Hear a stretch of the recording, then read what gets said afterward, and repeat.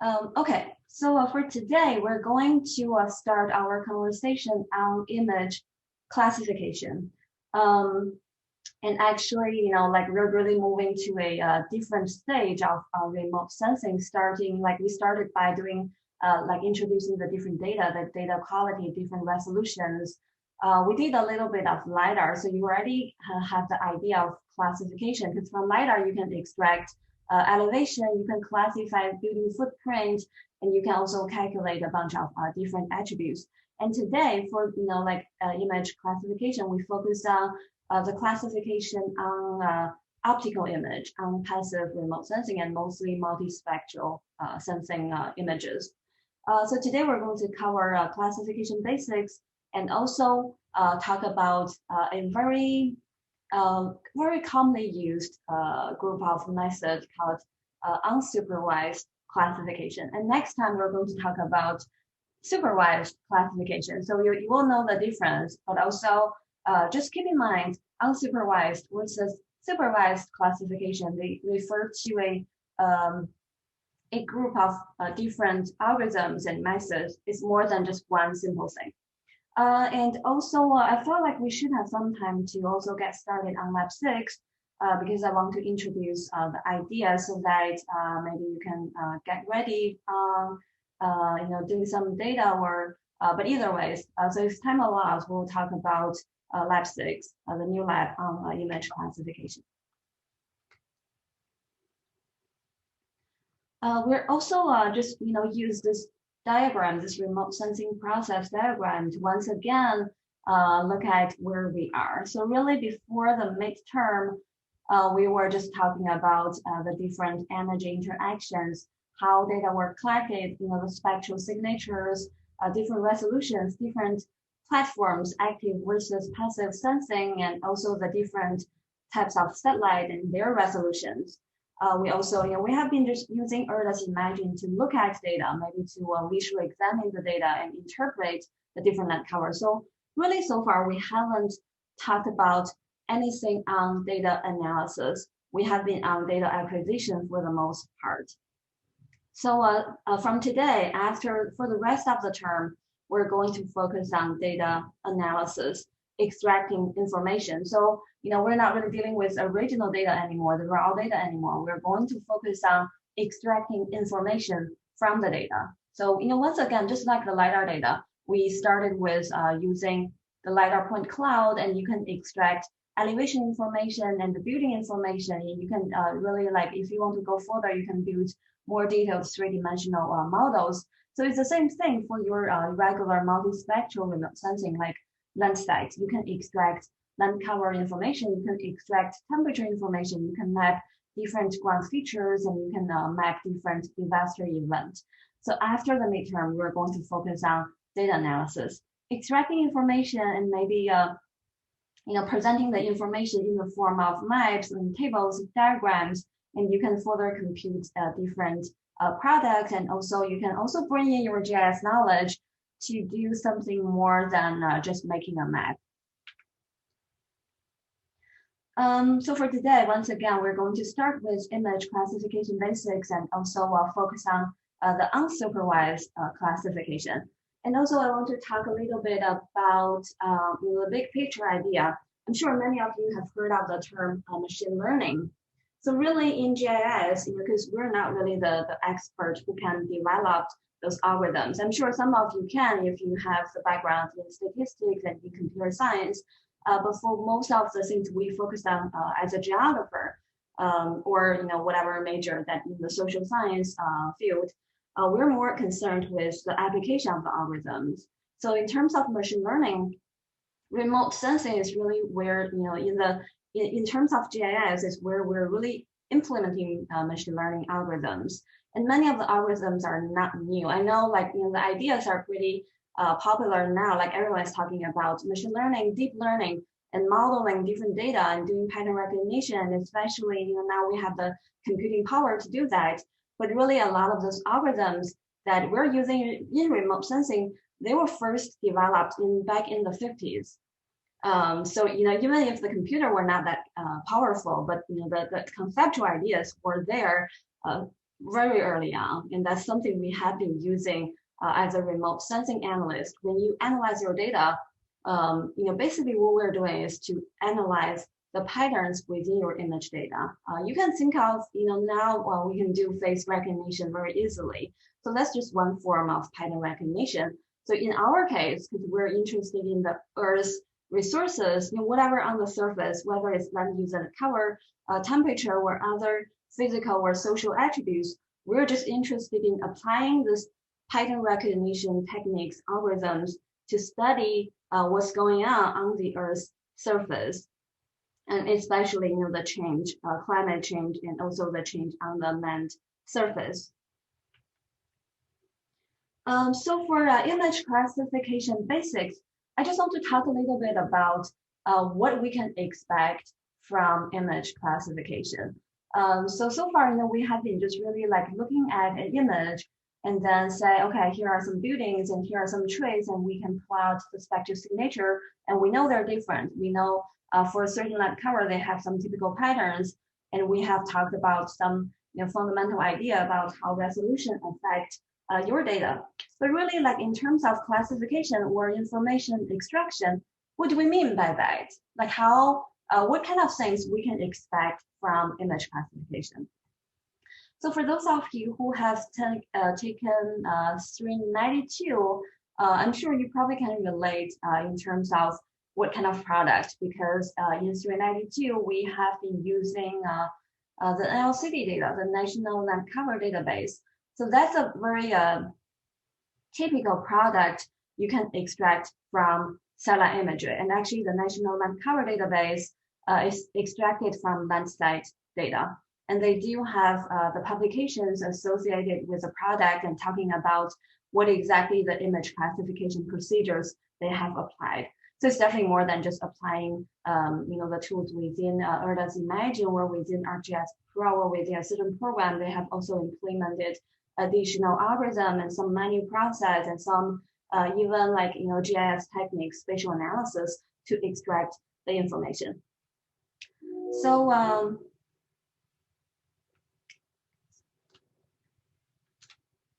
far, this is the raw data we have been using. So one example, like I'm using the false color near infrared image to show the different pixels.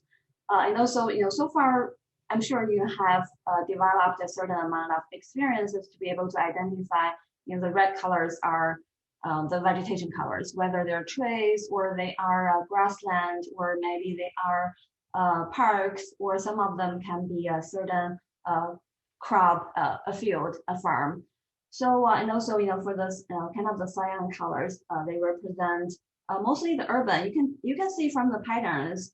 And actually, for those outlying areas, some of the, this green and light blue color, they're actually corresponding to farms or bare land or fallowed farms. And of course, we know the waters very easily identifiable from their color and their patterns. So that's really so far what we have been doing. And you can possibly like point to a particular area and say, hey, there's a water and there's something else. And if you zoom in, you can see more, and maybe a residential area. But in terms of classification, or actually the true value of remote sensing is, we can actually extract more specifically a raster data set on what they are, so that they don't look like exactly like very different. However, this final classified output will give you the categorical information, which is also something you can define. For here, I'm using 11 different categories. But as as an analyst, you can define your categories. You can also develop more specific strategies to extract information. So the true power of this is, once you have this information, first of all, you can make a map. Instead of just like pointing at there, let's say, here's a water in the farm. You can really like map the data as the way you like, and also you can use the information to do some measurement.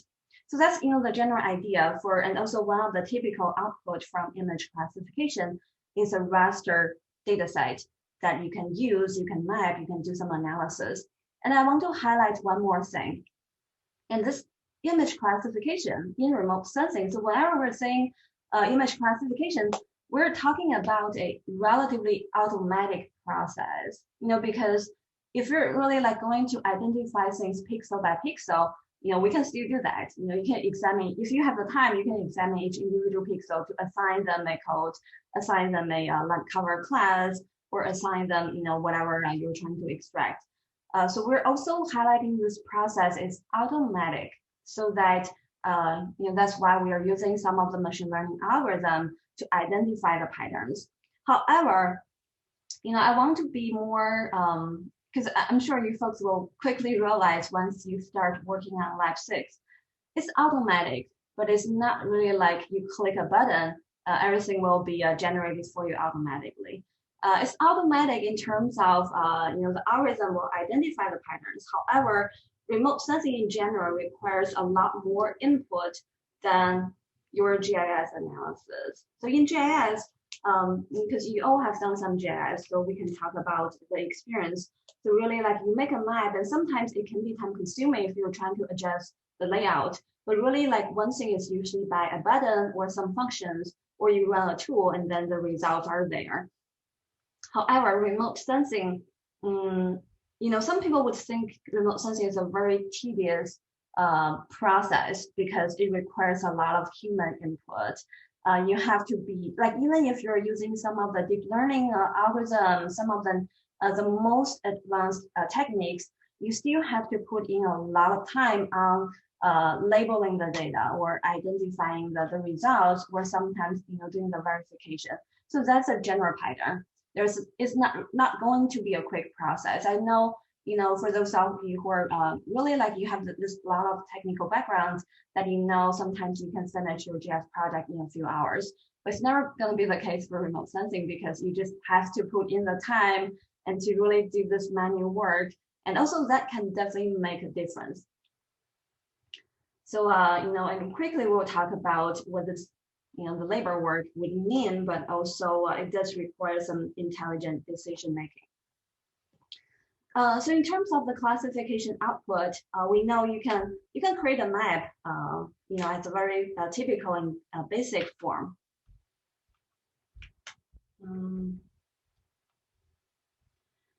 And also this map, or this semantic map, they can be land cover, land use and land cover, but also you can also focus on to extract different cartographic features. So we did building extraction from LiDAR in Lab 3. And also, if you're interested in some particular event, you can identify floodplains, you can identify lava flows. You can also, of course, elevations kind of goes with the basic forms. You can identify temperature, and also you can look at the impact of maybe forest fire on the vegetation regrowth. So there are different things depending on what you want to focus on.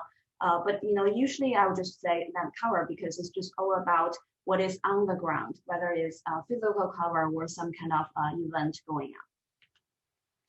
And based on the semantic map, because you will have your raster there. So really, a lot of times remote sensing takes a role when for preparing the data for your further analysis. It just gives you another groups of techniques for you to get your data ready. Because I've been working with a lot of graduate students, because remote sensing is not required for undergrad students.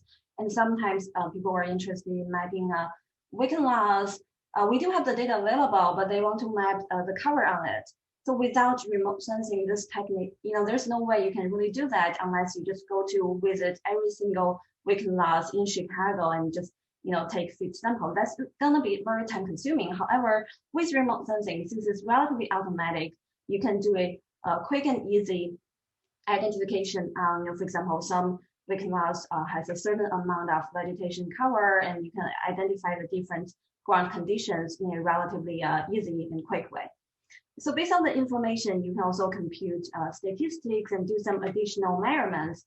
And also in many other cases, you can use your classified map or identified map as one layer in your GIS analysis. So it's time consuming, since usually, when you think about this, this bigger project idea, it's gonna take a lot of time to answer the final question. So here is just a simple example of what kind of statistics you can derive from image classification, which is something, even if you haven't really taken, done much remote sensing or raster, but this idea is to show the land cover composition. So you can measure their total area in hectare, and you can also measure their relative percentage. And this is just really a basic form of composition. You can use diagrams and different visualizations to visualize your data.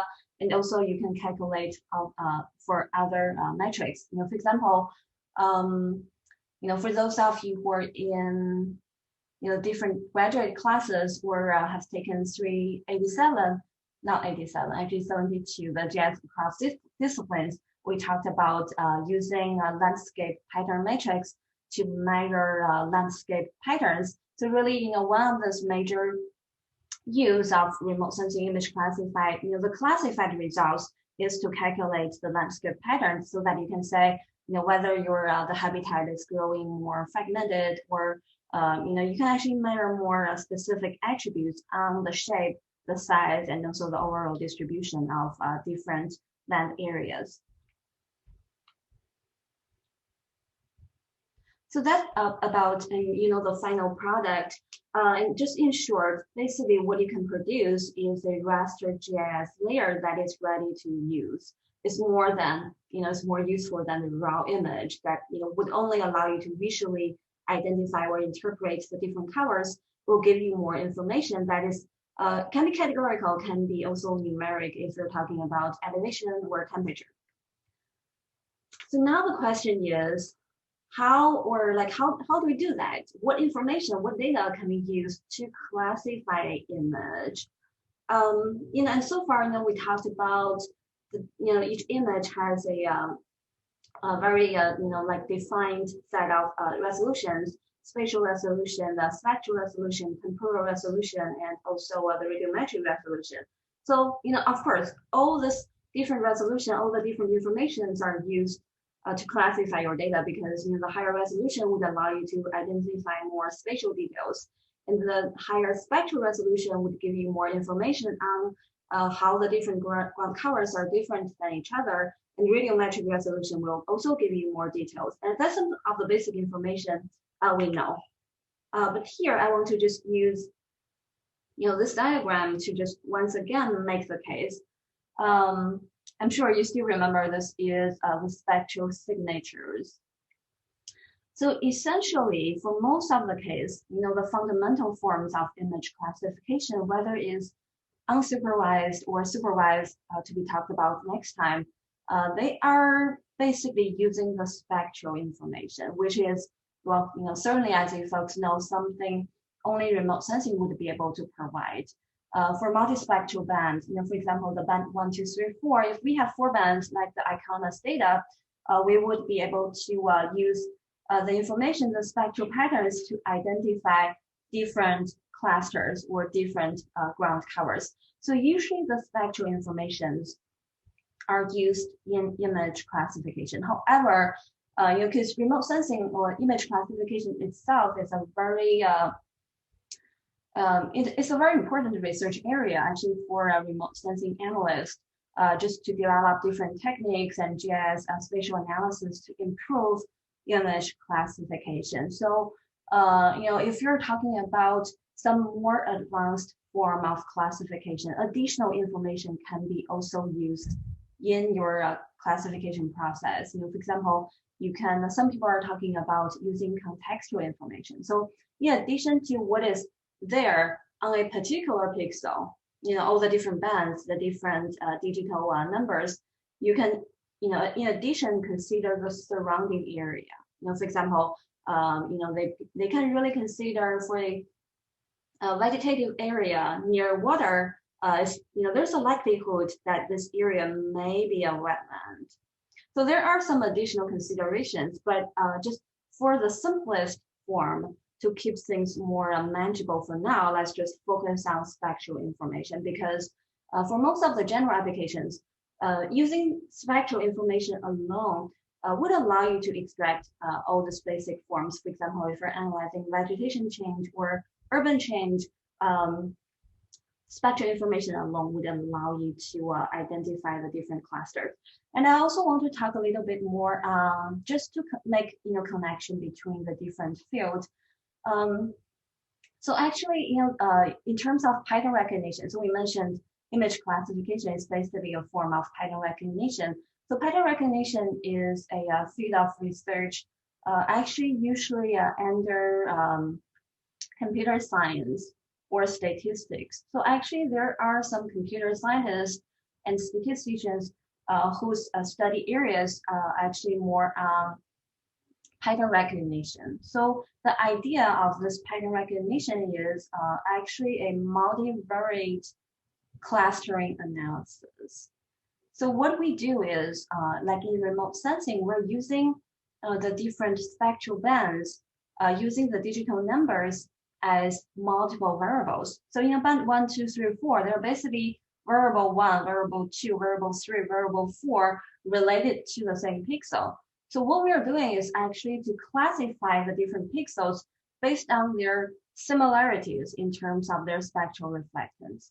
So it's kind of, even if you're unfamiliar with multivariable data analysis, you can think about, for example, we're taking a survey of all the students and taking your background, your interest, and your preference on a few things. And we can classify, basically classify you folks into different groups based on your background, your preference, and your different information based on whatever we collect. So all this, is essentially a classification process, or basically a clustering identification process.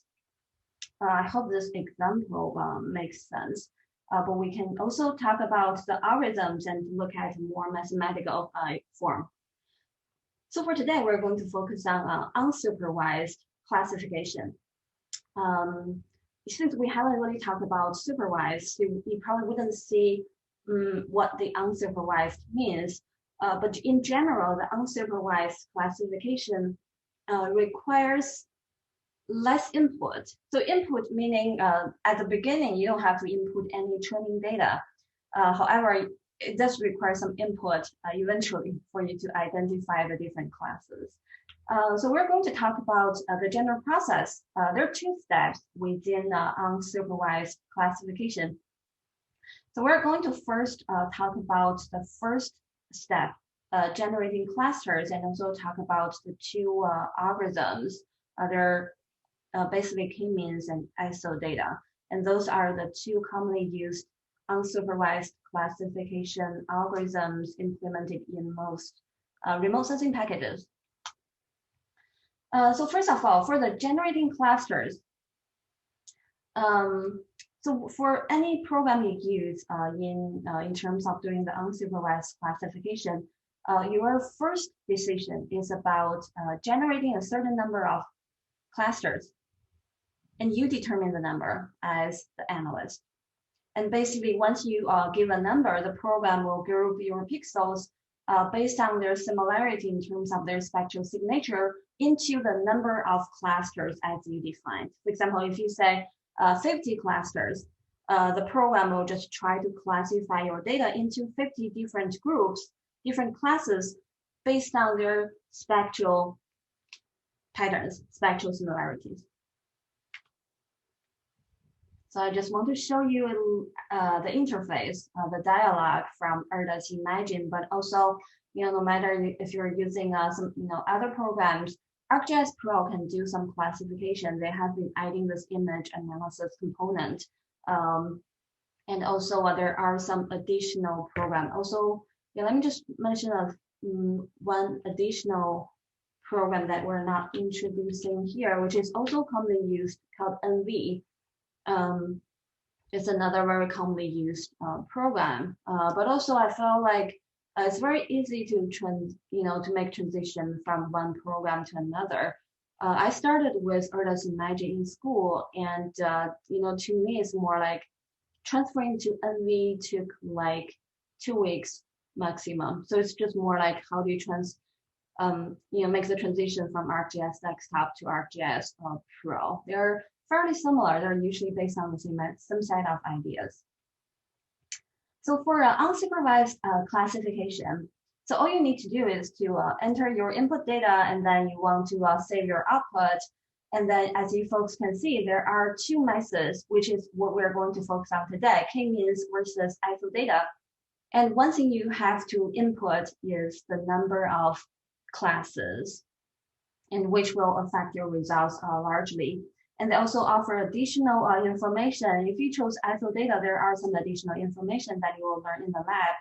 And also, you can identify the maximum iterations and convergence threshold. So these two options will determine when your classification stops.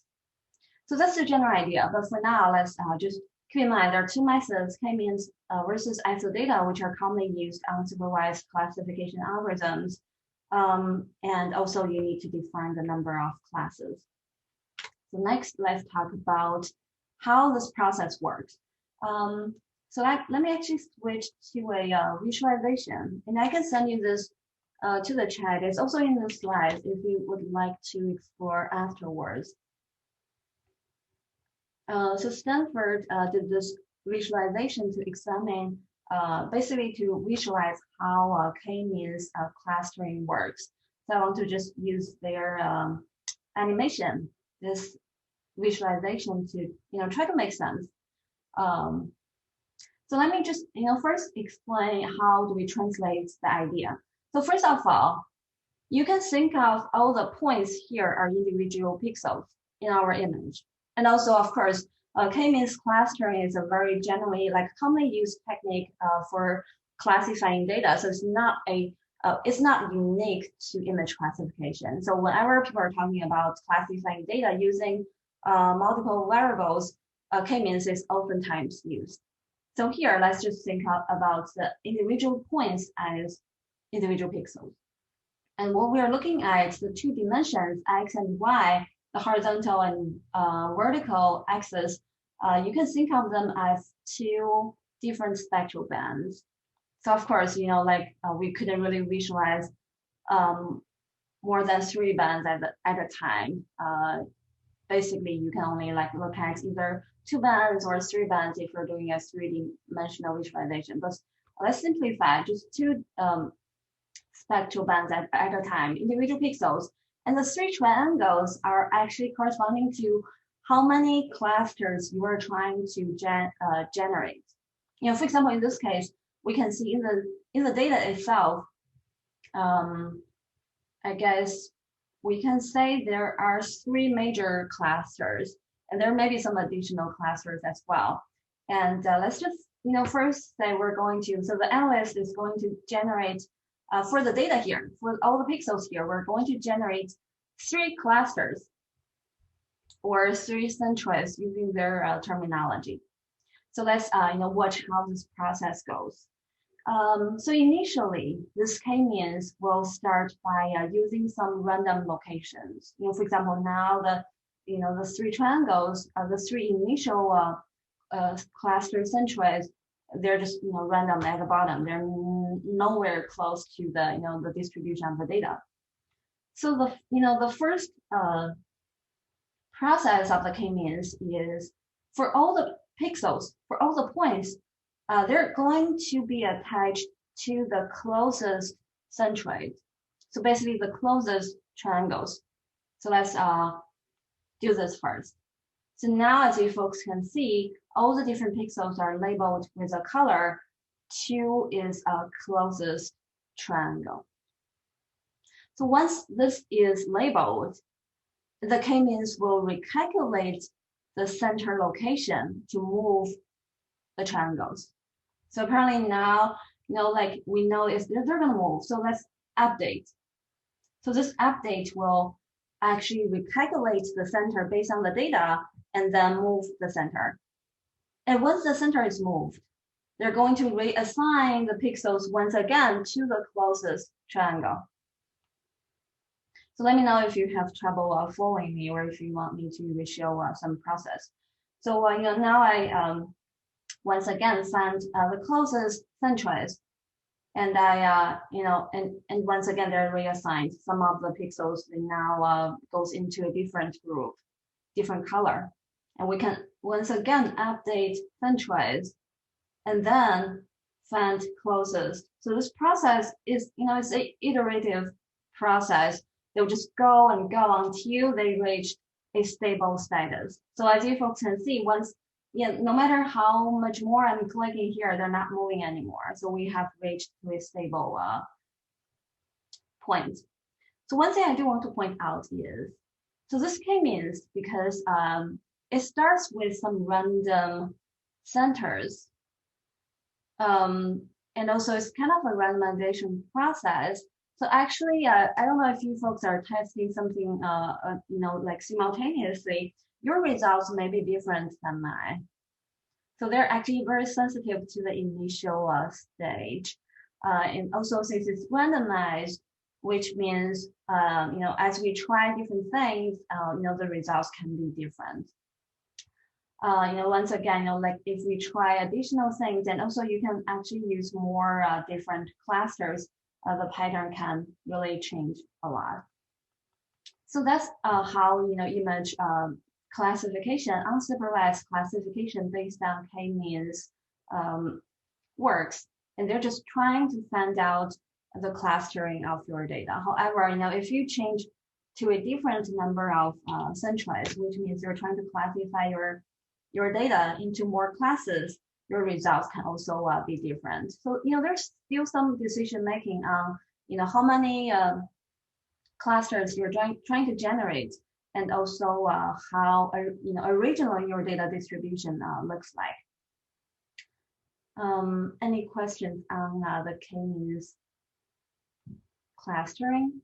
And you can take the animation in the chat and maybe play around with the process. So for the k-means, the analyst, so basically you folks in the lab, you will be giving the number of clusters to be generated. And then the k-means takes a iterative process that repeats until no significant change happening between successive iterations. And also, if you're questioning, what do you mean by significant change? That's something you can identify. So for example, in Erdős imaging, we can identify the convergence threshold.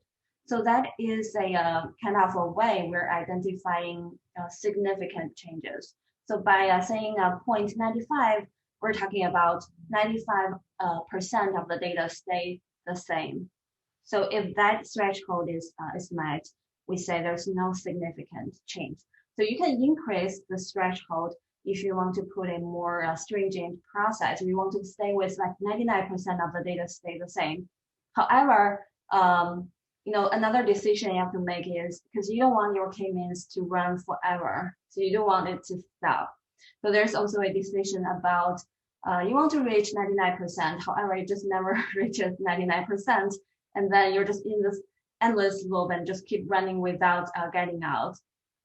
So that's just one way to stop your program. And also, alternatively, actually, you will learn in lab 6 that you can define the maximum of iterations. For example, you do say like 0.99 as the threshold. However, you also identified 20 to be the maximum iterations.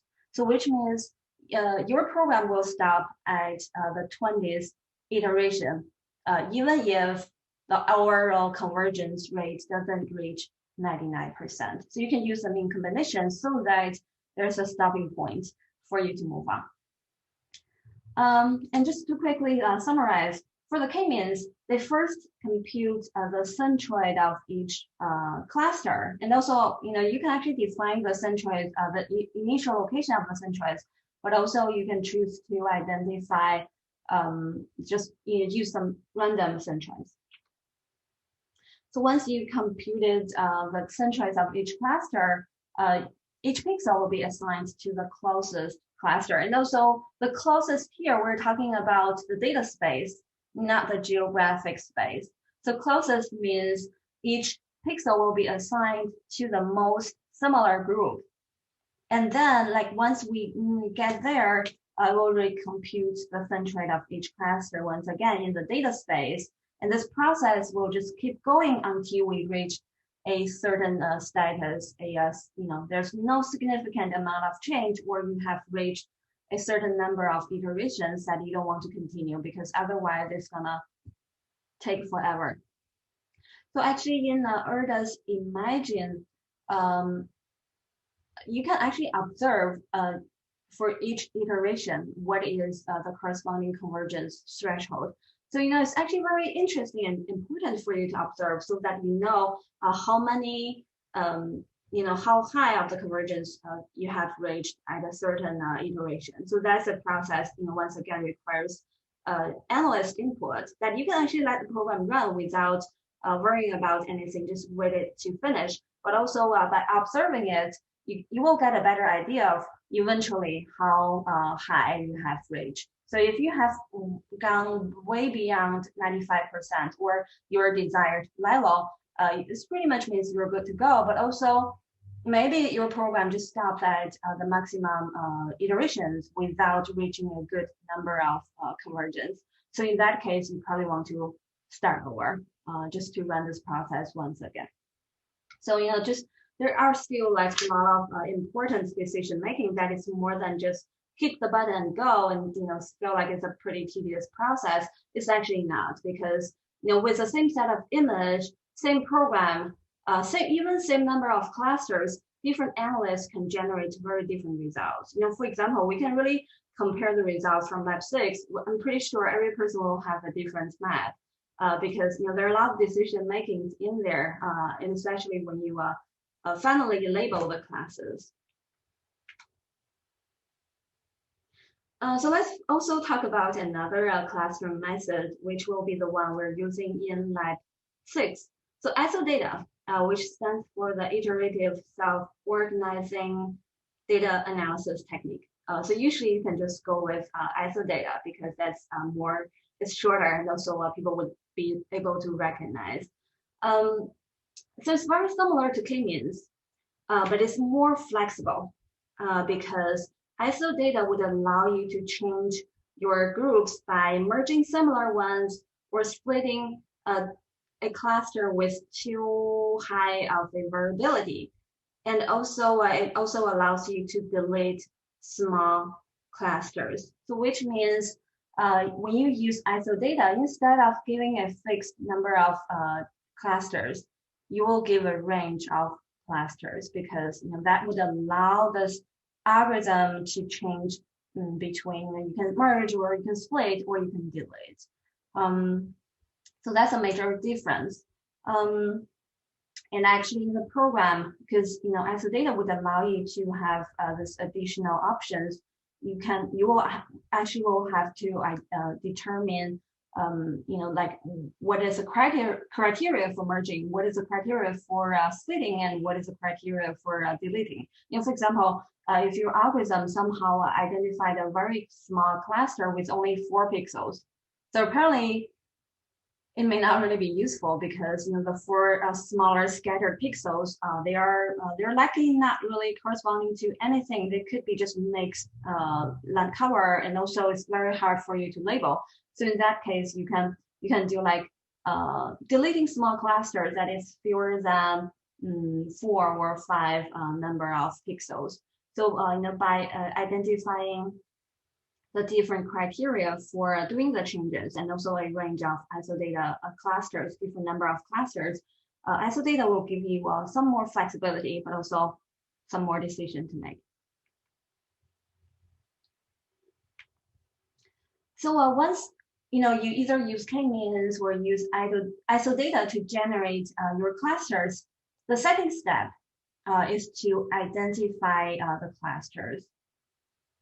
And this is actually where the menu process is happening. So whereas I'm sure at first you will find this process tedious, but it's really a very important step. The second step is about labeling each cluster. For example, after in lab 6, we're going to do 35 different clusters. So which means you have to go through the 35 clusters and using reference data and to assign and label each class to the corresponding land cover type. For example, there originally, so once you run the classification from k-means or ISO data, they will give you class 1 through class 35 or 34. I think it ended up give us 34 because of the range. And you will have to go through class 1, and then you find out class 1 maybe water, and class 2 is something else, and class 3 is a different cover or maybe the same cover. So you have to really manually go through the different classes and label them to to the corresponding land covers. And also, here is where you have to use reference data. So in the lab, we introduced 3 different techniques. And actually, I think personally, I do use one of them very commonly, and also is a very nice feature within ERDAS that would allow you to connect ERDAS with Google Earth. So actually, Google Earth is a very commonly used source, a wide acceptable source. But for use as remote sensing reference data, because there's no way you can really do a very detailed ground truthing, especially if you're looking at historical data, because Google Earth does give you the option to go back to the early days, and if you're looking at the 90s, you can use a relatively historical image as a reference, and you can even use Google Street View to get more information. So ERDAS allows you to do this pixel level identification, so you can hit drive Google Earth, and then Google Earth will launch and will show you the location that you're examining. So that's a very nice feature, and actually even for scholarly publications, is an okay source to use Google Earth as a reference. And of course, ideally, you should go to actually collect some field data. I know some of you have taken field methods, or if you have done courses from earth science or environmental science, I'm sure there are some similar courses. So go out and really get your GPS and take some simple data and use that data as your reference as well. So many different sources, and in the lab, since we're not really going to be able to travel, and we're gonna use Google Earth as a source. And we're also in lab 6, we're going to classify the Twin Cities area, not Chicago, because I'm trying to save Chicago maybe for your final project. Still not sure who is going to do Chicago, but just assume it's going to be popular. And also just a few words here. For step 1 of unsupervised classification, you generate a number and you determine the number, but we haven't talked about how many you need. So the decision is, of course, by generating a large number of clusters, you will likely achieve better results, because that would mean you're classifying your data into smaller ones, and then you will combine them or label them later.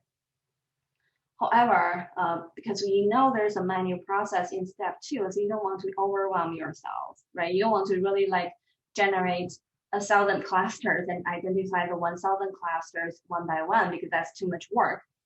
But also in the meantime, you do want to have a sufficient number of clusters in order to cover the spectral variations, because in lab 1, we were doing plotting the spectral signature of different ground cover. I found a common thing, and also it's probably very easy to imagine that for the buildings, for whomever did the buildings or parking lots or any other impervious surface or urban area, built-up area, you see, the patterns, they don't really conform to the same ones. They're usually very different. So you do want to allow a certain number of clusters to cover the differences, because essentially it's this algorithm is about finding the similarities. If for a certain ground cover, if their spectral signatures are not similar, you have to account for the variability. So in general, it's recommended to use, for example, if you have, if your plan is to identify 5 different land covers, so you will want to generate, for each land cover, you will want to generate at least 10 times of clusters. So which means if you are going to identify 5 land cover classes, you generate at least 50 clusters, if that makes sense. So when you label, of course, some of the smaller clusters, the spectral clusters, will be labeled the same classes, which is, of course, that's intentional because we want to account for the variability. And even water, oftentimes you will see there are at least 2 or 3 types of water, depending on their depths and depending on the water content and their lakes and versus oceans, it tends to have very different spectral signature. So, giving a large number, but also not too large, would allow you to account for the spectral variability, but also, not too many, not to overwhelm yourself. So in the lab, our goal is to produce a map with 7 different non-cover classes. So ideally, you should go beyond 70. And also, if I'm going to do a research, I probably will do 100, just to really allow for more variations to be accounted for, so that I don't have to start over. But for the lab, since we don't really have the time, just want to give you the sense. So we do 35. And you will see that part of the explanations, but I just also want to just talk about the idea because, so that what we're doing in the lab and also what is supposed to be doing for an actual project. So this process, let me add one more thing. We talked about for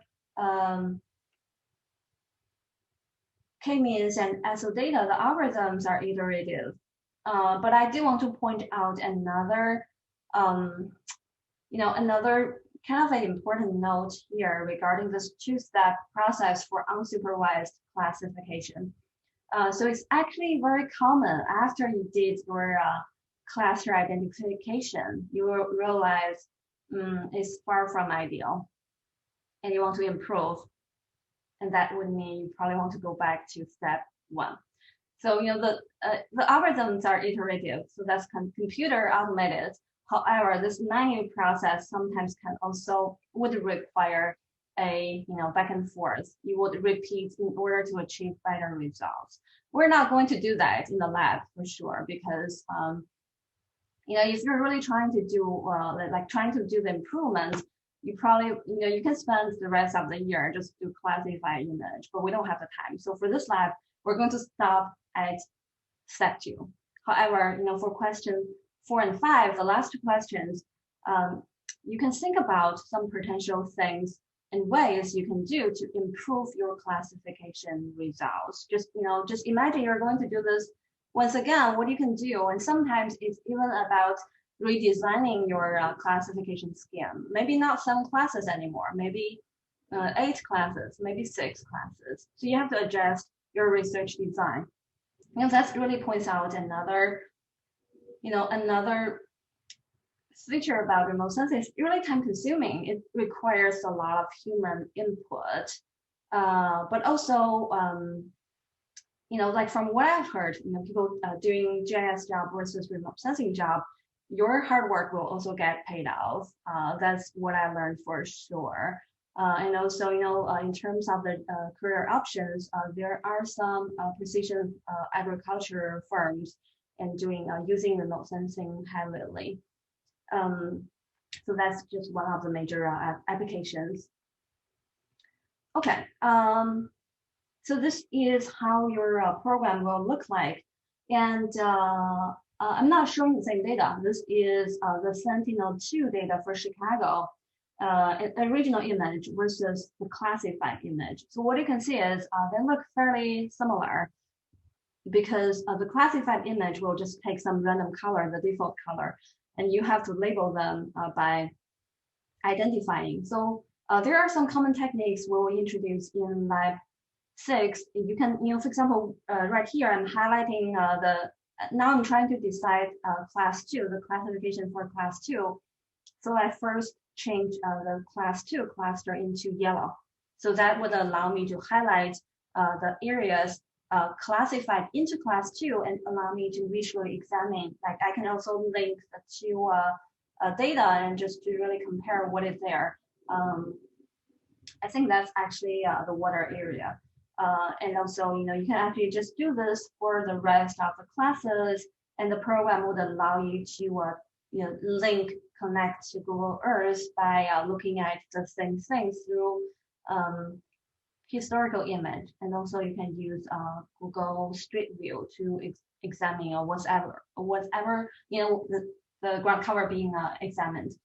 And also, I think the general trend is as you go through. So when you start with class 1 and 2, the first several classes will be relatively easy to identify because usually the first couple will be water. However, as you move on, especially when you move on to classify the urban areas, be prepared to see a lot of confusion.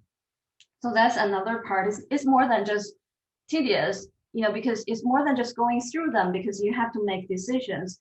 Sometimes you will see confusions between two types of totally unrelated ground cover just because their spectral signature is very similar. Let me show you one set of example. Can you folks identify what you're seeing here? It's 30 by 30 meter resolution, so it's kind of hard to see. But I'll just give you like 10 seconds to look at it.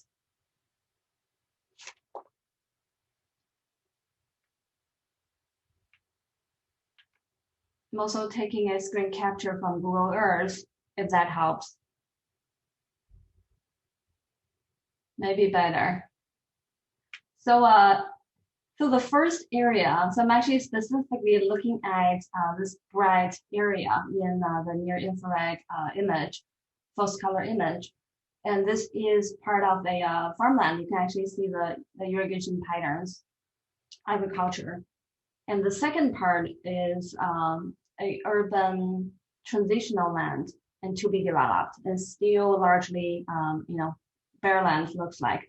And also because I didn't really have the specific time when the data were collected. So right now you're seeing some kind of sparse crops and covers, but actually I believe when this particular landscape data was collected, it should be kind of fallow land in like overall. So that's why they're pretty similar. And in here, I actually used the internal spectral profile tool. And actually, there's a tool within Earth Imagine for you to build spectral signature automatically. So actually, it doesn't have to be manual process. And this is where I'm examining the spectral signature between these two colors. And as you folks can see, and I'm using 6 bands in total. They're, well, not identical, but they're pretty similar. So that actually points out one of the major challenge when you use remote sensing data is, two different land use and net cover. So, either way, when you're classifying your map, these two categories wouldn't go together.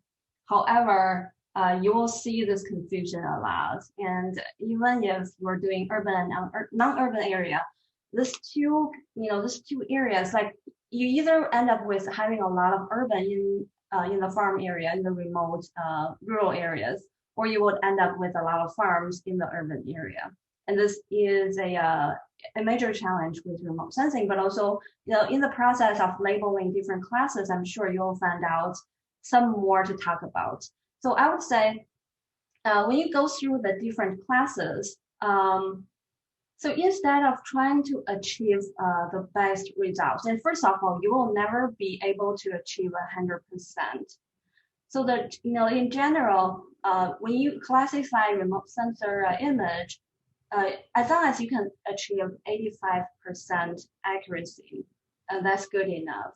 You will never be, there's no way you can achieve 100%, and 90% is like among the best. So, in the process, I would just say, try to actually identify the problems, learn the challenges, and think about ways to improve. If you're going to do this one more time or a few more times, some things you can plan to work on to improve the results. And also in terms of this confusion, we'll talk a little more on additional things you can use. So actually, here's where your JS knowledge can come into play. It's more than just Earth Imagine. There are a lot of things you can do It's kind of called post classification improvement. You can, after running this unsupervised classification, additional things you can do to actually solve the confusion. For example, even if you haven't really taken too many JS classes, if you have learned or heard of digitizing, you can actually digitize and to change. For example, somehow this farm is being classified as urban, you can just quickly digitize and then reassign this area into agricultural land. And ERDAS does have some really nice functions. So I'll just talk about the idea that whenever I'm using, like I'm doing a remote sensing project, I do use both ERDAS Imagine and ArcGIS Pro. So usually I do use Pro because eventually I'm going to make a map where I'm doing some analysis. Pro would be easier, or ArcGIS would be easier. But ERDAS Imagine, because they're specialized in image classification, they're just some very convenient tools that we're going to talk about. I think we have 2 days scheduled for more ERDAS function. So I'll just show you folks a few very handy tools that would allow you to quickly draw a polygon, and then it will pop up a new reclassification window, and then you can just reassign right away. So that would allow you to do some quick fix without like having really to draw the boundary very like nicely. You can just maybe draw a rough polygon and then reassign things. So there are some nice things about ERDAS we can talk about, and also, if you folks would like to think about your possible solution for this spectral confusion, you can also take maybe 1 week to think about your solutions, because it's kind of part of the research process. Sorry. And also next time I'm going to talk about one way of just solving the problem. Okay, any questions? We have 8 minutes left. Let me post the lab. Okay, yeah. So if you want to take because I need to log in with my demo computer, and if you want to take the time to maybe download the data, you can do that. And I can quickly show you a few things so that you can get started. And also, I think I kind of mentioned that we will use Google Earth in this lab because we'll allow you to nicely identify the ground features. Let me switch to show my demo computer. However, so based on what I have tested, the latest version of Pro somehow doesn't connect with ERDAS. So I had to uninstall my new Pro and actually install an old version of not Pro. I mean, I'm talking about Google Earth. So I have to install an older version of Google Earth in order to make the connection happen. So let me send you the link in case you have the same problem. So you can save the link, or I will send you this link next time again. So I think if you just do the download by default, you will download the Google Earth Pro version 733. However, I just tried multiple things, restarted my computer, and then tried a few things. Somehow it just won't really connect. And every time I do that in ERDAS, it will say unable to initialize Google Earth. So eventually I decided to get rid of that, and I actually downloaded 732. So this is the version that worked. So let me quickly show you the idea for this lab. So I have already run this, ISO data classification, which is a pretty standard process. You can follow the instructions to get that part down. So what I'm showing you here is on the left side, which is the false color. So you will want to display your original image using. I don't think you shared the screen. Oh, sorry. Um,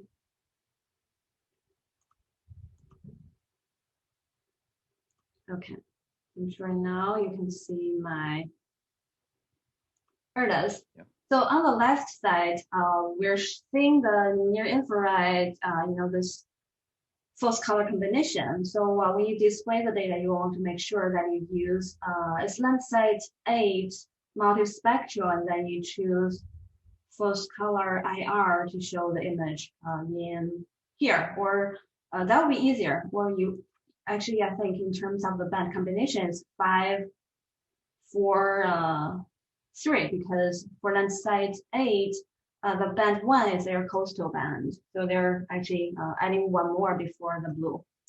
There are different things you can do to really help you identify. For example, it's very clear we're looking at the dark area as blue, as water. So, when you're linking them, like when compared to the original image, it's a water area. So I think when I did the labeling, I said, basically water, and then I changed them to the same color, same label. And you can really change color easily so that for example, right now I'm changing this class 10, which is the next class I'm going to identify, into a bright color. You can really change this to whatever color can stand out. So maybe, I guess I can do a red. And also, as you folks can see, the clusters are going to be like scattered all around your study area, really depending on what is being classified and examined. So it's really hard to, like examine every single cluster. But what I would do is I go through a few places. It just looks like, and you do want to really zoom into very like closely and see the pixels, and also you can drive your Google Earth. So it's apparently a residential area. So in this case, because in our classification, we have a class called low density urban. So I may do this as low density urban, but also as you folks can see, there are a couple places like individual pixels are scattered in the more natural areas. So it's going to be tricky, but you will try to examine a few different places. For example, you can zoom to another area and move your window in here, and just to look at what this area is, and really try to zoom in. So this definitely looks like more residential, but I think it's just those low density kind of mixed pixels with some urban, some vegetation. So it's, in this case, I would just go by, giving this red highlighted class a low density urban. And also, one thing I do want to point out is, Earth Imagine, very similar to ArcGIS, if you're selecting, for example, whenever I'm exploring this image, the corresponding classes on the attribute table will be highlighted. So whenever you're assigning classes or changing colors, make sure you have nothing selected. So you do want to each time and say select none, because otherwise, let me show you what happens. So now if I change low density urban to maybe purple, it will change all the rows, all the different classes I'm highlighting to the same color, so which is problematic. So I can undo. So just make sure whenever you're assigning a new class, do it one by one, and make sure there's nothing selected, because it can really cause a lot of problems. Somehow you just misclassified a lot of locations. Make sure you have nothing selected. Just always do select none before you assign a new color and new class. And let me see if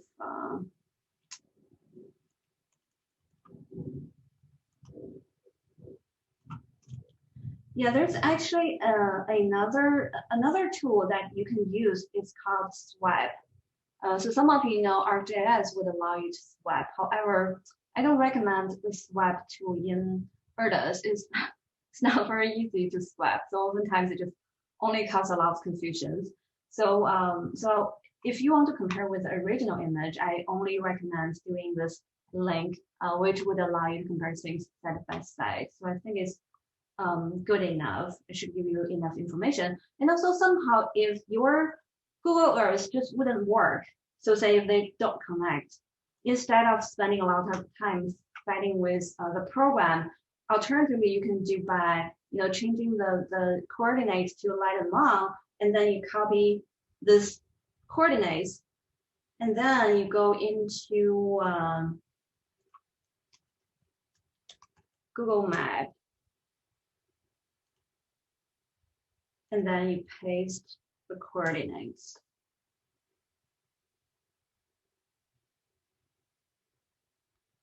And you can also switch into satellite view. So it's kind of adding one layer of procedure, but either way, even if you don't have Google Earth Pro or somehow Google Earth wouldn't connect, you can try this alternative approach.